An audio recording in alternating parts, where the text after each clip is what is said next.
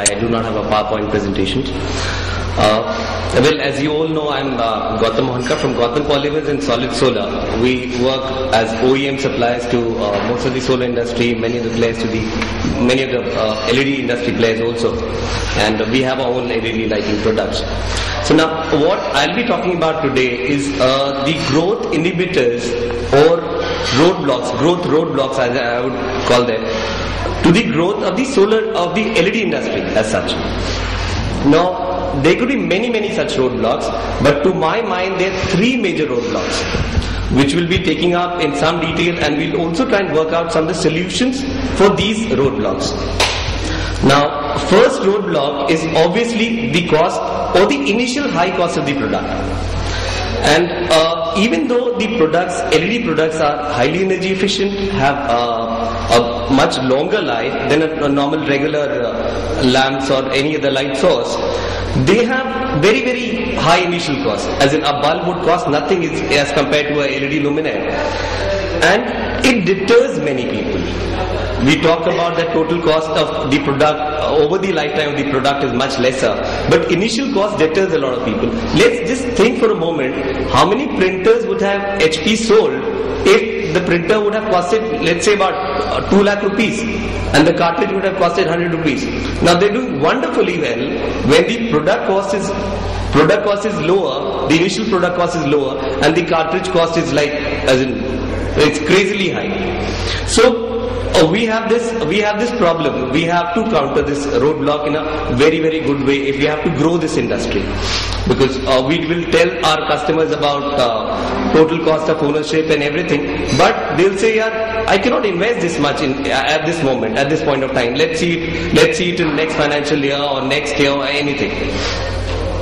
Now, the second major roadblock is the customer trust on the product. We tell him about 50,000 to 1 lakh hours lifetime, but has he actually experienced this 50,000 hours or 1 lakh hours? I don't think many of the customer or any of the customer has experienced this as of now. So how can he trust that when we're saying it's 50,000 or 1 lakh hours lifetime, then he should shell out so much of money for this product which to him might or might not last the full lifetime, as we say.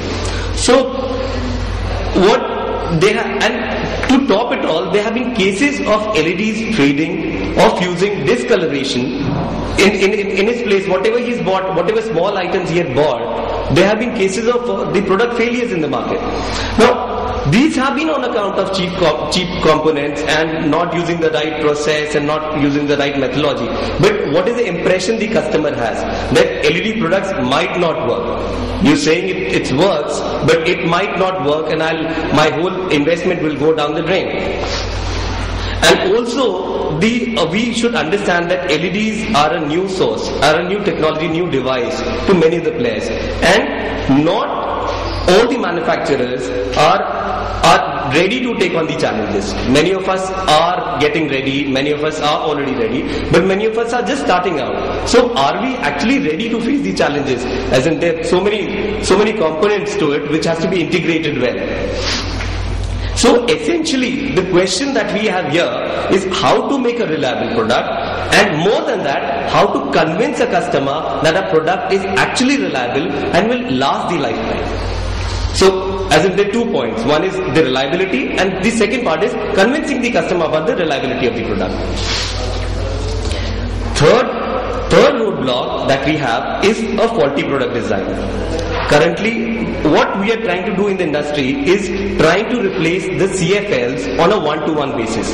What I mean is, right now what we're doing is we're taking a CFL luminaire, let's say, we're just pulling out the CFL and putting in the LEDs in its place. And we're saying that, okay, the LED's light is more energy efficient, therefore you get energy savings and therefore you should buy it. But does it actually work like that? Is it one-to-one replacement of CFL? It is not actually, because we must understand first of all that CFLs, does it actually fulfill all our lighting requirements? Is CFL actually suited for all our requirements? That we are trying to replace it on one-to-one basis. And second, that CFLs are basically a wider angle source of light, and LEDs are narrowly focused light source. So we have to take the LEDs accordingly. We cannot just say that we'll pull out the CFL, plug in the LEDs, plug in the circuitry and it should work. It does not work like that. Another problem in LEDs today is that we all know in the LED lighting industry that LEDs can be uncomfortable and even harmful to our eyes. And still we have products which are not taking care of this thing. As in luminaires, we are able to see the LEDs directly, which can be really, really uncomfortable to the eyes. In some of the cases, we have had in the in solar industry, we're using LEDs quite a lot because it works out to be the total cost of ownership. Actually, initial cost also comes out to be lower as compared to CFL when we use LEDs. So what is happening is, in the industry, people have provided these LED lamps to many of the places in rural areas. But the users have actually come back and told that we do not like the product. We get nauseatic or we get headache and it is uncomfortable to the eye. My eye starts watering, I cannot read with the product. So we actually have that challenge, as in we are not taking care of this thing. So are three major roadblocks. I have talked about the high initial cost of the product, the low trust on the product that a customer has because he does not know that the product would last the lifetime or not, and the faulty product design. This is my third point. Now the good news is that most of the problems the three problems have been created by us in the industry. So the solution also lies with us. If we are the problem creators, we can also have the solution with us. I'll just try and come up with some possible solutions. There could be numerous other solutions to these problems. Starting with the high initial cost. Here we should obviously try to show the customer about the total cost of ownership of the product over the product lifetime.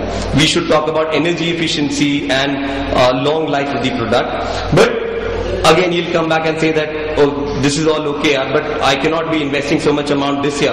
I need to convince my management and I need to talk to the board level and all that. So, and how do we counter this thing? Let's say we ask somebody to invest, a company to invest 2 crores into a LED efficiency project. That he puts in the LEDs, replaces all the CFLs or the halogens with the LEDs and invest about 2 crore rupees into energy efficiency project wherein he'll save on power bills.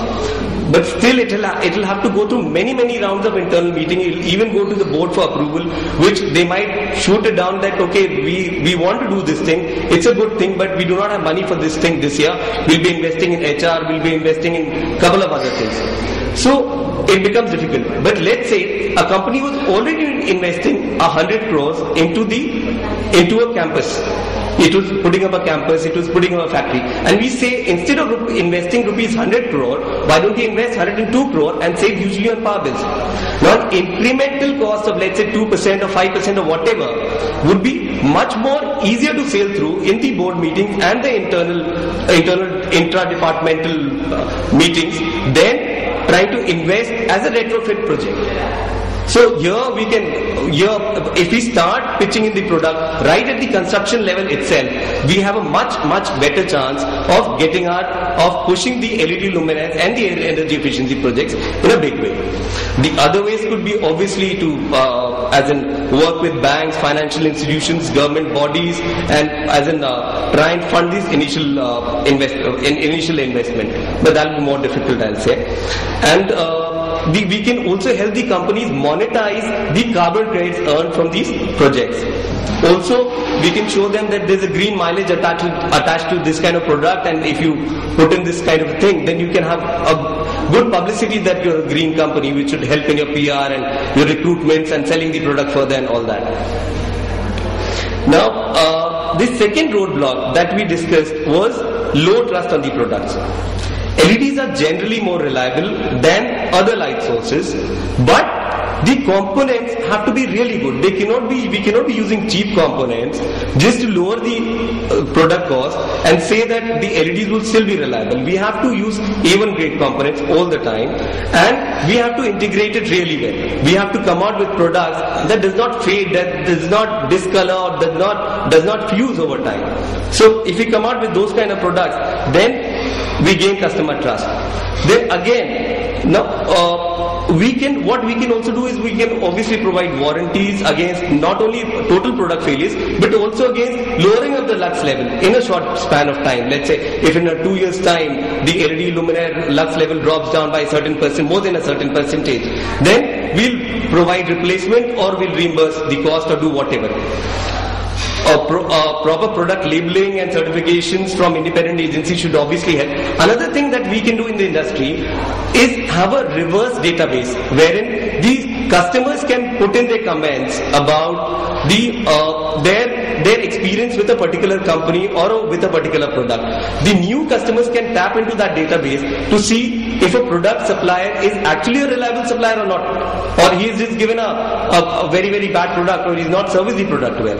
So if that kind of a database can be created in the industry, there could be some misuse of this database also, but we can work out the ways to stop that. And if we have this database, the customer's trust on the particular product category would go up. Because if let's say a customer buys a product and because of faulty product design, because of faulty component, the product does not work, then he would assume that LED as a technology is a bad technology.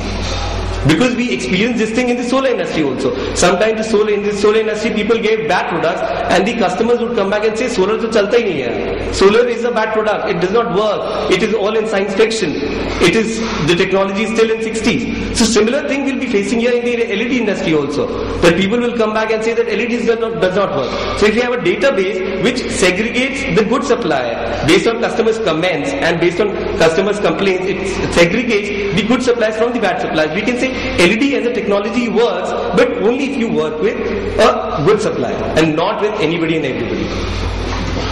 Now, making the product modular so as to have easy part replacement in the product at the component level or at the product level itself should again help us in servicing the customer faster in case of any problems in the product. Now, the third roadblock was faulty product design, in which we are generally trying to replace the CFL on a one-to-one basis with the LEDs. Now, let's think for a moment what would have happened if the mobile industry would have thought in similar lines and sought to replace the landlines just on a one-to-one basis.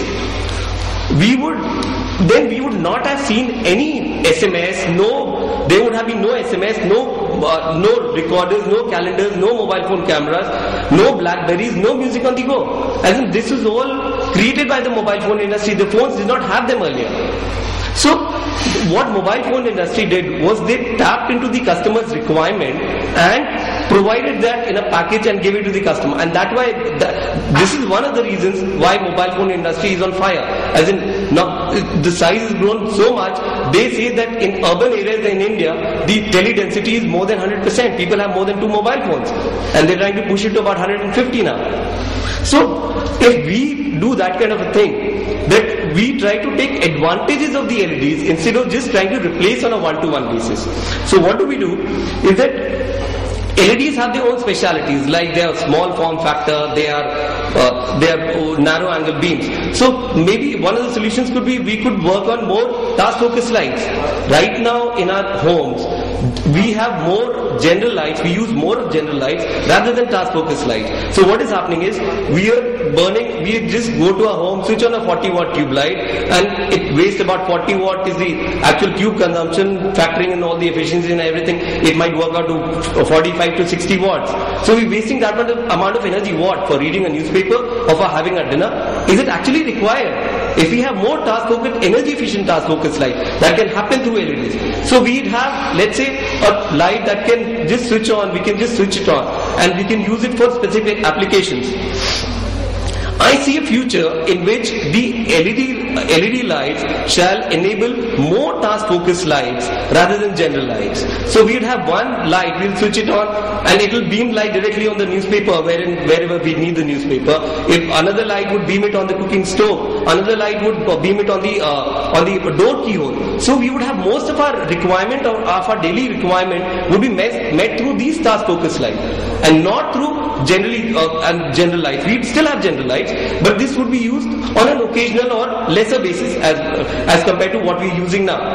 So we would have less than 5 watt light of each luminaire would be sufficient to take care of our daily needs. So the energy efficiency is so much now. Instead of using a 45 watt fixture or a 50 watt fixture, we're using less than 5 watt. So 10 times is the energy efficiency now.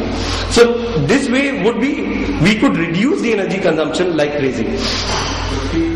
Another important thing we need to do is obviously to make the LED, we need to make sure that the LEDs are not directly visible to the eye. If we take care of this thing, then again, as in a lot of people want to buy LEDs, but they say the LEDs hurt the eye. So if we take care of this problem, we would have a lot of customers coming in and walking in and buying the product. And for this, we need to make the LEDs light as in spread smoothly. We could use various things like we could use reflected LED lighting, we could use diffusers, we could use as in diverging lenses, and we can make sure that these LEDs are not directly visible to the eye. I'd suggest diverging lenses as this is the most energy efficient mechanism, but anything could be used, not just this diverging lenses.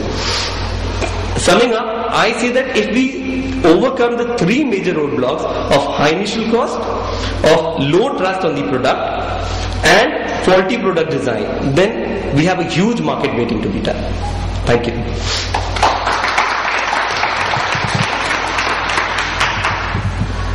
I think the floor is open for questions.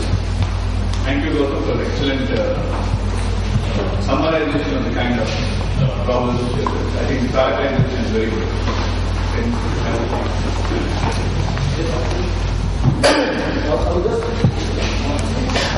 I'd just like to compliment what you are trying to say and make it more illicit.